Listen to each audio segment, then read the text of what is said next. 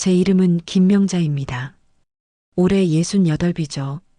돌이켜보면 제 인생은 쉼없이 달려온 시간이었습니다. 29에 남편을 잃고 두 아들을 혼자 키워야 했어요. 그때부터 저는 엄마이자 아빠였죠. 새벽 5시면 눈을 떴습니다. 반찬 가게 준비를 해야 했거든요. 시장에서 재료를 사다가 밤새 묻히고 볶고 졸였어요. 손님들이 오시면 웃으며 반찬을 담아드렸습니다. 그렇게 오전을 보내고 오후가 되면 근처 아파트 경비실로 갔어요. 거기서 택배 정리하고 민원 접수 도와드리고 청소도 했습니다. 해가 지면 또 다른 일이 기다렸죠. 도시락 배달이었어요. 오토바이에 보험 가방을 싣고 골목골목을 누볐습니다. 무릎이 아파도 허리가 끊어질 것 같아도 멈출 수 없었어요. 아이들 학원비를 내야 했고 대학 등록금을 모아야 했으니까요. 큰아들 진수가 고등학생일 때였어요. 어느 날 밤늦게 집에 들어왔는데 아이가 책상에 엎드려 자고 있더군요. 손에는 연필을 쥔 채로요. 그 모습을 보는데 눈물이 났습니다. 이 아이도 힘들 텐데 엄마는 뭘 해주는 게 없구나 싶어서요. 그래도 포기할 수 없었어요. 이 아이들만큼은 제대로 키워내야 한다는 생각뿐이었죠. 작은 아들 진호는 형보다 더 의젓했습니다. 엄마, 나는 대학 안 가도 돼. 형만 보내. 라고 말하는 거예요. 그때 가슴이 찢어지는 것 같았어요. 16살짜리 아이가 무슨 생각으로 그런 말을 했을까요? 저는 그날 밤 아이를 꼭 안아주며 말했습니다. 너희 둘 다 대학 보낼 거야. 엄마 믿어. 라고요. 그렇게 버텼습니다. 명절에도 쉬지 않았고 아파도 참았어요. 병원 갈 시간도 돈도 아까웠거든요. 손님들이 언니 얼굴이 왜 그래? 아픈 거 아니야 라고 물어보면 아니야, 괜찮아라며 웃었습니다. 실은 전날 밤 열이 40도까지 올랐었는데 말이죠. 진수가 대학에 합격했을 때, 진우도 2년 뒤에 합격했을 때, 저는 화장실에 들어가서 펑펑 울었어요. 기쁨의 눈물이었습니다. 해냈구나, 내가 해냈구나 싶었죠. 이 아이들이 이제 제대로 된 인생을 살 수 있겠구나 싶어서요. 아이들이 대학을 졸업하고 직장을 잡았습니다. 진수는 대기업에 취직했고 진우는 공무원이 됐어요. 둘 다 결혼도 했죠. 저는 그때 비로소 조금 쉴 수 있겠다고 생각했습니다. 하지만 몸은 이미 망가진 뒤였어요. 무릎 연골이 닳아서 걸을 때마다 소리가 났습니다. 허리 디스크도 있었고 손가락 마디마디가 굵어져서 아침이면 뻣뻣했어요. 병원에 가면 의사 선생님이 한숨을 쉬며 말씀하셨죠. 어머니, 이거 진작 치료받으셨어야죠. 이제는 수술밖에 답이 없어요라고요. 그래도 저는 괜찮다고 생각했습니다. 아이들이 잘 컸으니까요. 제 인생의 목표는 이뤘으니까요. 무릎이 아프면 어때요? 허리가 아프면 어떻습니까? 아이들 웃는 얼굴 보면 다 잊혀지는데요. 그렇게 스스로를 달랬습니다. 매일매일요. 의사 선생님이 단호하게 말씀하셨습니다. 수술 미루시면 나중엔 못 걸어요.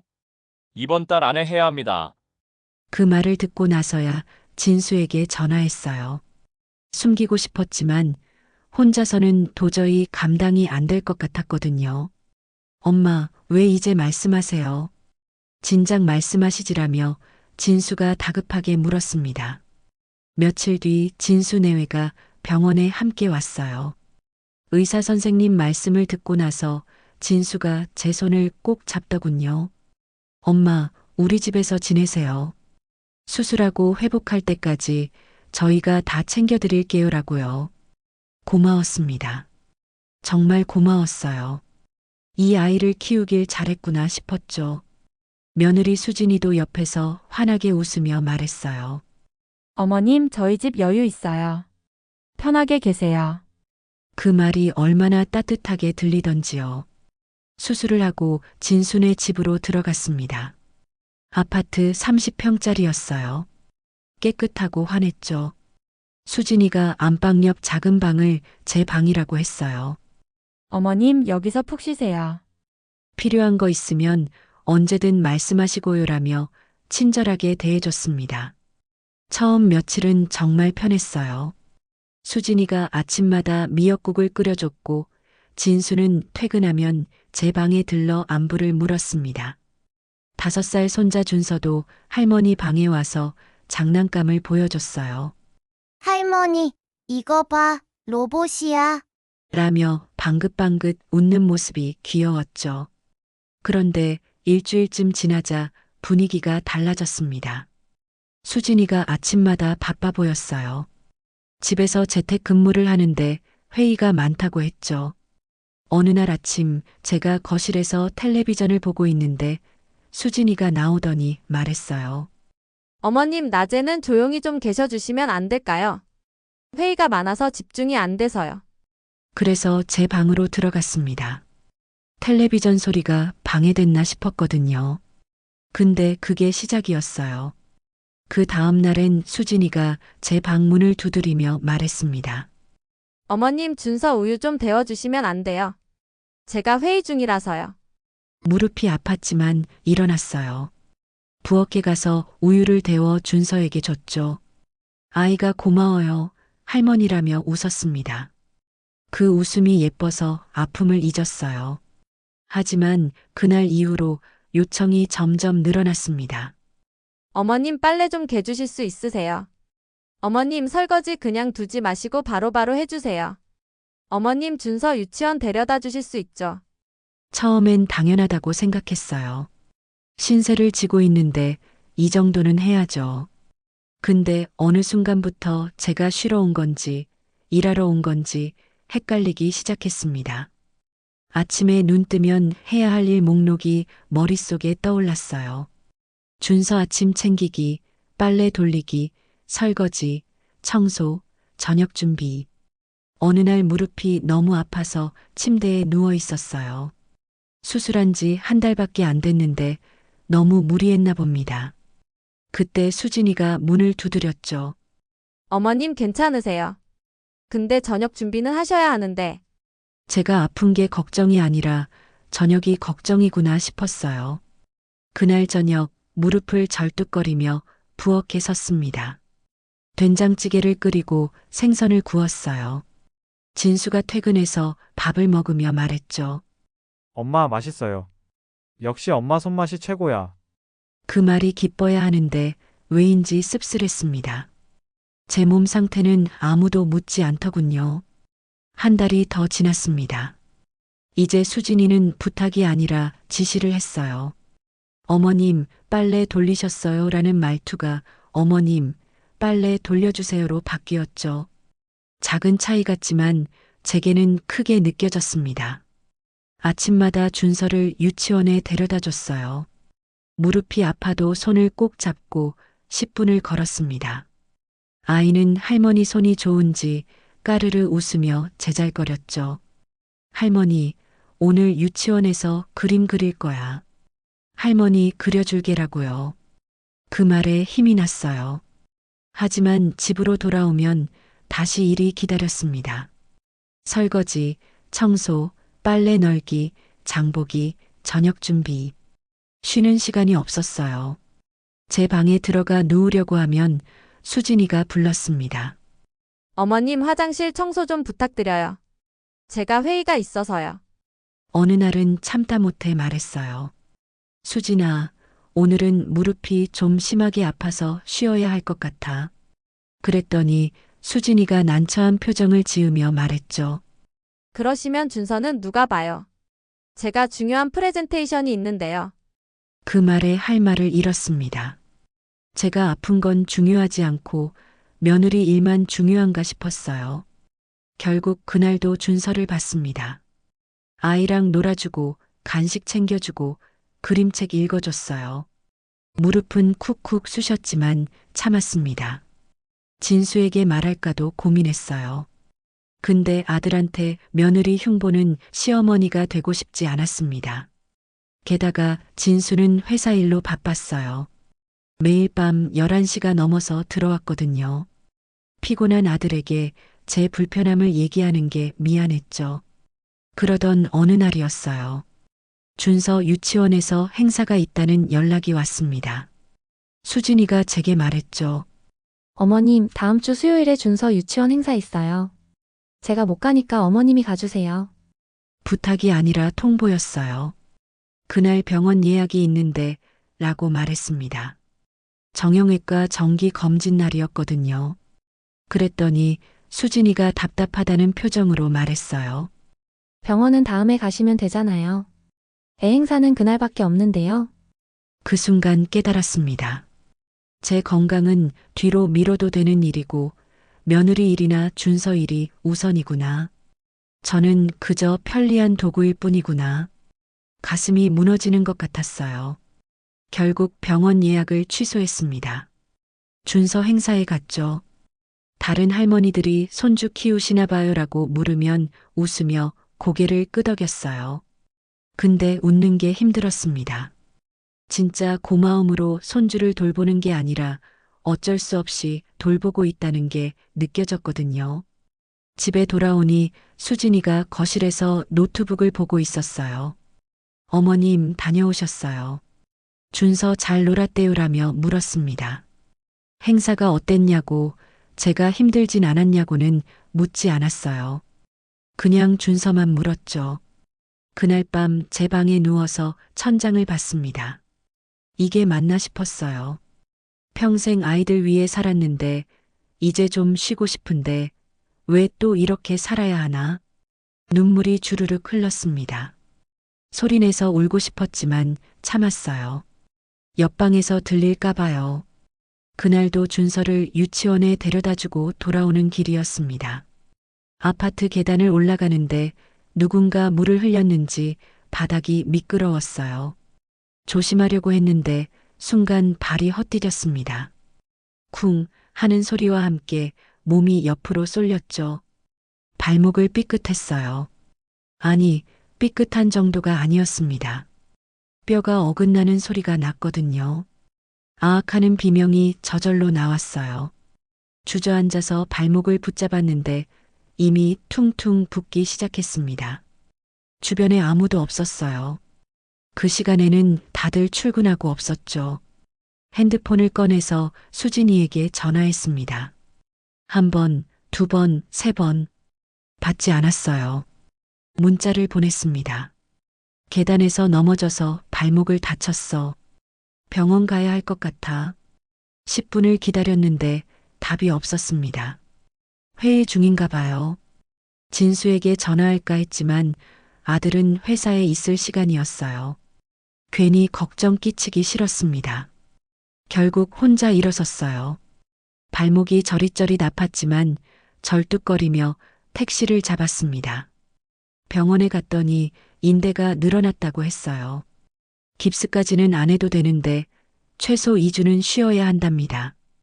의사 선생님이 보호자분은 어디 계세요라고 물으셨죠. 집에 있어요라고 대답했지만 실은 연락도 안 되는 상황이었습니다. 치료받고 약 타고 나서 다시 택시를 탔어요. 집에 도착할 때쯤 수진이에게서 문자가 왔습니다.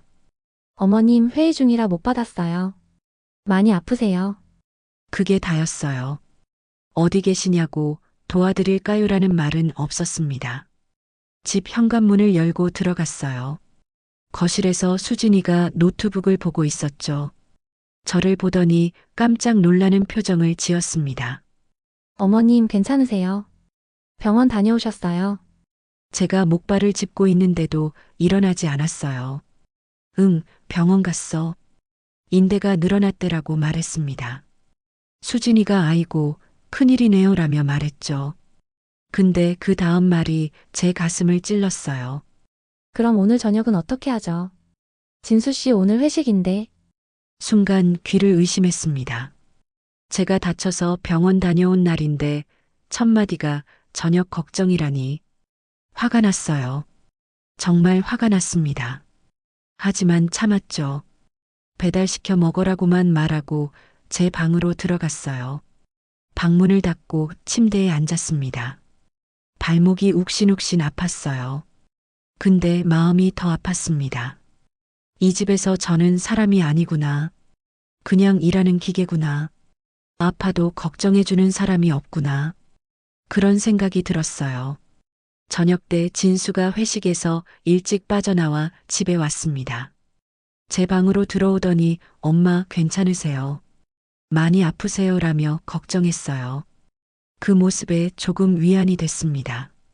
역시 내 아들이구나 싶었죠. 근데 진수도 금방 나갔어요. 엄마, 푹 쉬세요. 제가 내일 회사 좀 일찍 나와서 병원 모시고 갈게요라며요. 그리고 다음 날 아침, 진수는 평소처럼 일찍 출근했습니다. 병원 모시고 간다던 약속은 까먹은 것 같았어요. 발목 때문에 이틀 동안 거의 방에만 있었습니다. 수진이는 제 방 문을 두드리지 않았어요. 밥도 알아서 먹으라는 식이었죠.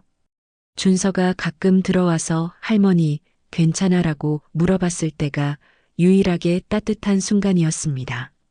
사흘째 되던 날 밤이었어요. 화장실에 가려고 방문을 살짝 열었는데 거실에서 목소리가 들렸습니다. 진수와 수진이었어요. 목소리 톤이 평소와 달랐죠.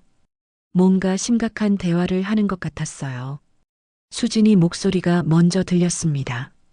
당신 어머니 때문에 집안이 너무 정신없어. 날카로운 어조였어요. 진수가 뭐라고 대답했는지는 잘 안 들렸죠. 목소리가 작았거든요. 수진이가 다시 말했습니다. 조용히 지내시라고 했잖아.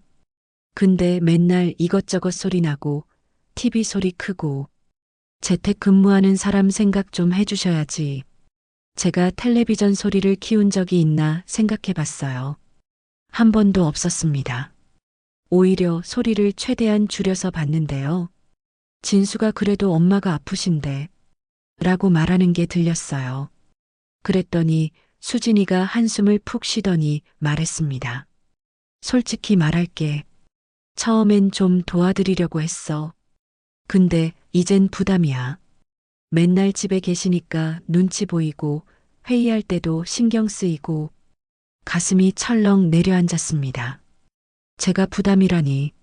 저는 최대한 조용히 지냈는데 오히려 수진이 일 도와주려고 집안일 다 했는데 그게 부담이었다니. 수진이가 계속 말했어요. 그리고 솔직히 우리 프라이버시도 없잖아. 집에서 편하게 있고 싶은데 항상 어머님 있으니까 눈치 보이고 당신은 모를 거야. 낮에 집에 어머님이랑 둘이 있는 게 얼마나 불편한지. 진수가 그럼 어쩌자는 거야 라고 물었습니다. 목소리에 짜증이 섞여 있었어요. 수진이가 잠시 침묵하더니 말했죠. 집을 따로 알아보시게 해야 하는 거 아니야. 근처에 원룸이라도 구해드리고. 그 말을 듣는 순간 다리에 힘이 풀렸습니다. 벽에 기대서 겨우 서 있었어요. 머리가 하얘졌습니다. 아들네 집에서 쫓겨나는 건가? 제가 그렇게 짐이었나? 진수가 엄마한테 어떻게 그런 말을 해라고 했어요. 다행이다 싶었죠. 아들은 제 편이구나. 근데 수진이가 다시 말했습니다.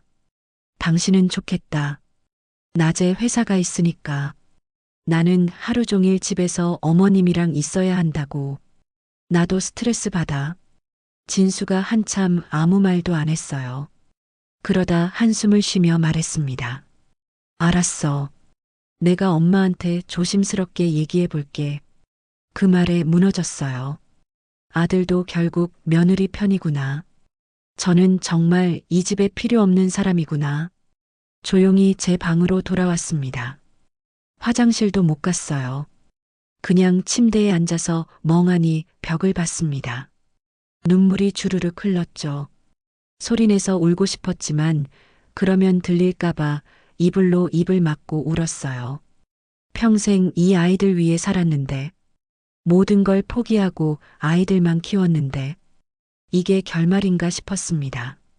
저는 가족이라고 믿었는데 아이들은 저를 부담으로 생각하고 있었어요. 그동안 쏟아부은 사랑이 무색했습니다. 그날 밤 잠을 한숨도 못 잤어요. 천장을 보며 생각에 잠겼습니다. 이제 어떻게 해야 하나? 이대로 여기 있을 수는 없어요. 자존심이 허락하지 않았죠. 제가 원해서 온 것도 아니고 아들이 모시겠다고 해서 왔는데 이제 짐이 됐으니 나가라는 건가요? 새벽까지 고민하다가 결심했습니다. 새벽 5시에 눈을 떴습니다. 사실 잠을 잔 건지도 모르겠어요. 눈만 감고 있었던 것 같습니다.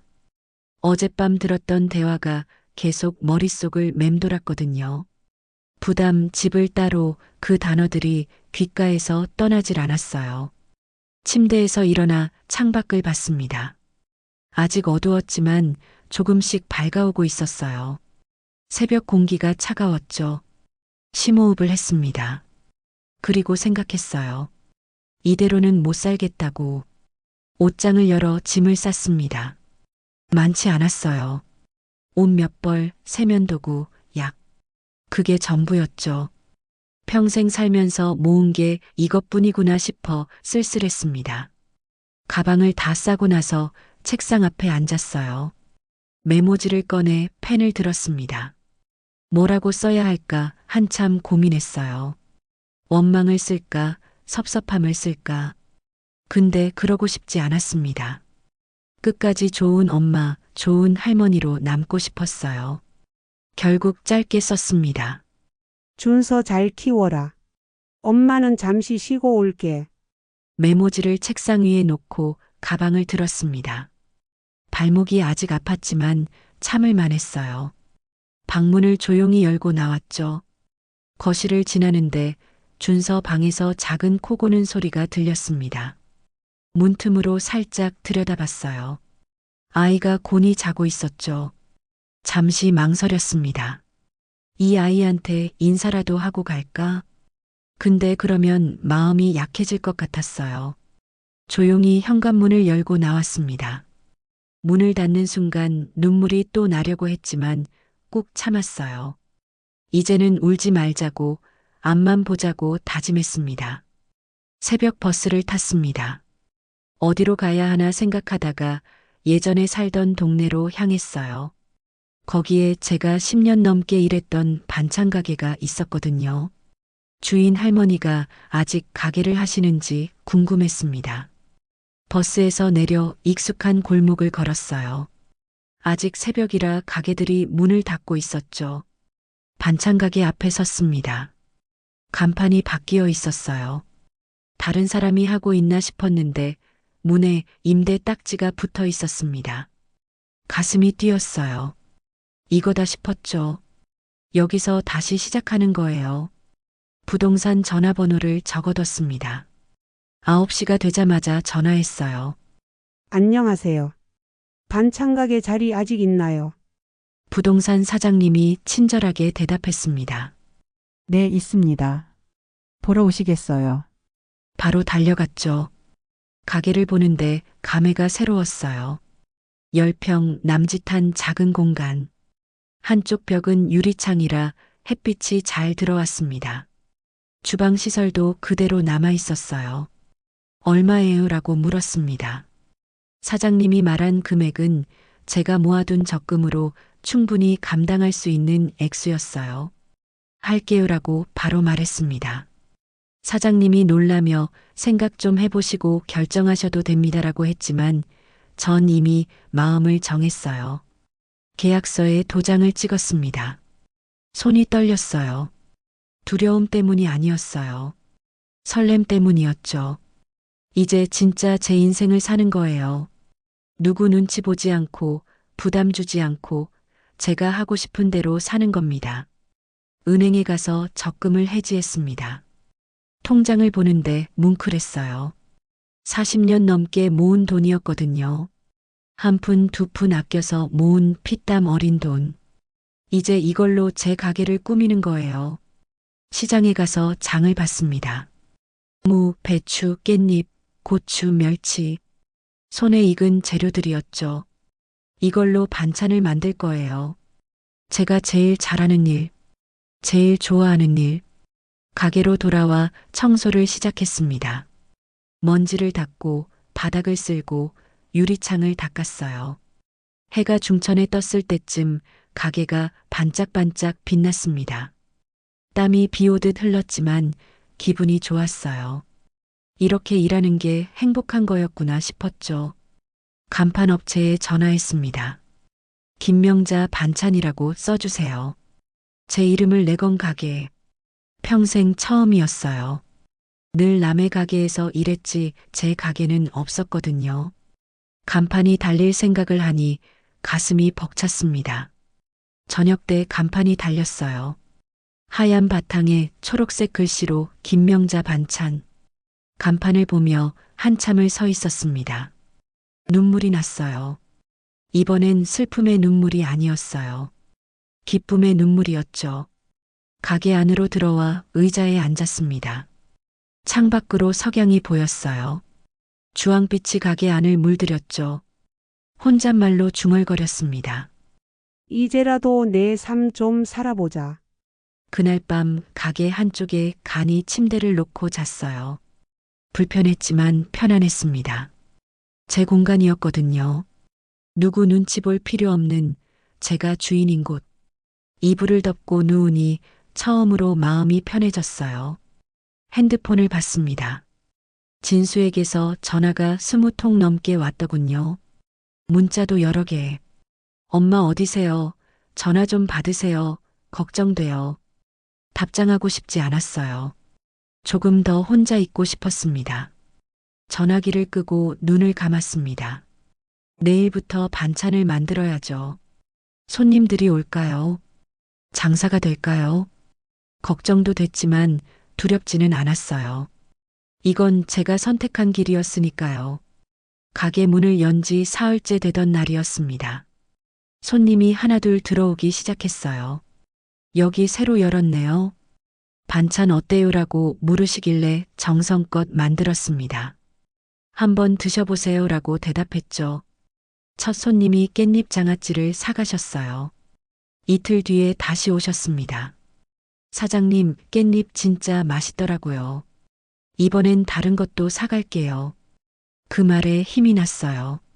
제 손맛을 알아주는 사람이 있다는 게 얼마나 기쁜지 모릅니다. 손님이 점점 늘었어요. 입소문이 난 거예요. 김명자네 반찬 먹어봤어. 거기 무생채 끝내줘. 된장 직접 담그신데. 아침부터 저녁까지 쉴 틈이 없었습니다. 근데 행복했어요. 이건 제가 원해서 하는 일이었으니까요. 어느 날 문을 열고 들어오는 사람이 있었습니다. 진수였어요. 며느리 수진이도 함께였죠. 둘 다 당황한 표정이었습니다. 엄마, 진수가 떨리는 목소리로 불렀어요. 저는 담담하게 말했습니다. 어떻게 찾아왔니? 진수가 엄마 옛날에 일하시던 동네라고 하셔서 이 근처 다 찾아봤어요 라고 했죠. 수진이는 제 눈을 똑바로 보지 못하고 바닥만 봤습니다. 엄마 집에 가요? 우리가 잘못했어요. 진수가 제 손을 잡으려고 했어요. 저는 손을 빼며 말했습니다. 진수야, 엄마는 이제 여기서 살 거야.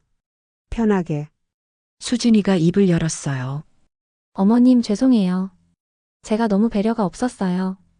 진심처럼 들렸지만 믿을 수 없었습니다. 그날 밤 나눴던 대화가 생생했거든요. 괜찮아. 너희도 너희 생활이 있는 거니까. 제가 말했습니다. 근데 엄마도 엄마 생활이 필요하더라. 그동안 엄마로만 살았는데 이제는 김명자로 살고 싶어. 진수 눈에 눈물이 고였어요. 엄마 정말 미안해요. 제가 잘못했어요. 아들이 우는 모습을 보니 마음이 아팠습니다. 근데 돌아갈 수는 없었어요. 미안해 할 거 없어. 내가 나쁜 아들은 아니야. 다만 엄마는 이제 짐이 되고 싶지 않아. 부담 주고 싶지 않아. 그래서 나온 거야. 제 목소리는 떨리지 않았어요. 확신에 차 있었죠. 엄마는 짐이 아니에요. 진수가 애타게 말했습니다. 엄마 없으면 안 돼요? 그 말에 웃음이 나왔어요. 씁쓸한 웃음이었죠. 너희가 한 말 다 들었어. 그날 밤에 진수와 수진이 얼굴이 새하얗게 질렸습니다. 할 말을 잃은 표정이었어요. 저는 계속 말했습니다. 내가 평생 가족으로 산 줄 알았는데 너희는 나를 일하는 사람으로 봤구나.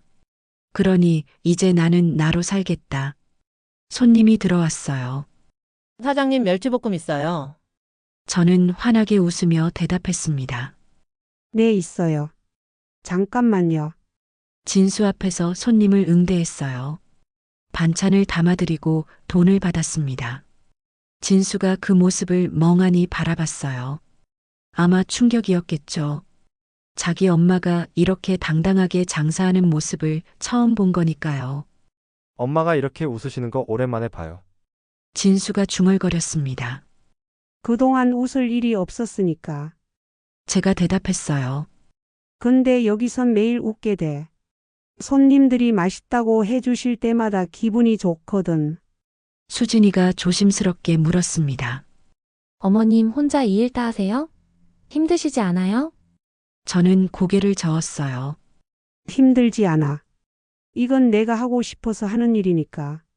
너희 집에서 한 일들은 내가 하고 싶어서가 아니라 해야만 해서 한 거였잖아. 그게 차이야. 진수가 또 손을 잡으려 했습니다. 엄마, 제발 돌아와요. 다시는 그런 일 없을게요. 제가 수진이한테도 단단히 말했어요. 수진이도 고개를 끄덕였죠. 고마워. 근데 됐어. 제가 말했습니다. 엄마는 이제 여기가 좋아. 준서 보고 싶으면 가끔 찾아갈게. 근데 같이 살진 않을 거야. 두 사람은 한참을 더 설득했어요. 근데 제 마음은 변하지 않았습니다. 결국 돌아갔죠. 문 밖을 나서며 진수가 뒤돌아봤어요. 엄마, 정말 괜찮으세요? 저는 웃으며 손을 흔들었습니다. 응, 엄마 괜찮아. 오히려 지금이 제일 좋아. 그날 저녁 가게 문을 닫고 계산을 했습니다. 하루 매출이 꽤 나왔어요. 이 정도면 생활하는데 문제 없겠다 싶었죠. 통장을 보며 혼자 웃었습니다. 제 손으로 번 돈, 제 이름으로 된 가게, 제 선택으로 사는 삶. 며칠 뒤 단골 손님 한 분이 물으셨어요. 사장님 혼자 사세요? 가족은 없으세요? 저는 대답했습니다. 아들 둘 있어요. 손주도 있고요. 근데 따로 살아요. 제가 선택한 거예요. 손님이 고개를 끄덕이며 말했습니다. 그것도 좋죠. 자식한테 기대지 않고 당당하게 사시는 거. 멋지세요. 그 말에 가슴이 뜨거워졌어요. 누군가 제 선택을 인정해 주는 게 이렇게 기쁜 줄 몰랐습니다. 가게를 연 지 한 달쯤 됐을 때였어요. 아침에 문을 여는데 누군가 서 있었습니다. 준서였어요. 진수가 아이 손을 잡고 왔더군요. 엄마, 준서가 할머니 보고 싶대요. 준서가 제게 달려왔습니다. 할머니, 아이를 안았어요. 보고 싶었던 손주였죠. 준서야 할머니도 보고 싶었어. 진심이었어요. 할머니, 여기 살아요? 준서가 가게를 둘러보며 물었습니다. 응, 할머니 여기서 반찬 만들어. 멋지지? 아이가 고개를 끄덕였어요. 할머니, 대단해. 진수가 조용히 말했습니다. 엄마, 저희가 너무 철없었어요. 엄마 인생을 생각 안 하고 저희 편의만 생각했어요. 정말 죄송해요. 이번엔 진심이 느껴졌어요. 괜찮아. 이제 엄마도 행복하니까. 제가 말했습니다. 가끔씩 이렇게 준서랑 놀러 와. 할머니가 맛있는 거 많이 해줄게. 그날 이후로 진수네 가족이 일주일에 한 번씩 들렀어요. 준서는 가게에서 놀고 진수 내외는 반찬을 사갔죠. 예전처럼 매일 얼굴 보는 건 아니지만 이게 더 좋았습니다. 서로 그리워할 시간이 있으니까요. 어느 날 저녁 혼자 가게에 앉아 있는데 문득 생각했어요. 68배 새 인생을 시작한 거예요. 늦었다고 생각할 수도 있지만 전 그렇게 생각 안 합니다. 지금이라도 시작한 게 다행이에요. 창밖을 보니 석양이 지고 있었습니다. 주황빛이 가게를 물들였어요. 예쁘더군요. 이 순간이, 이 평온함이, 이 자유가 얼마나 소중한지 알았습니다.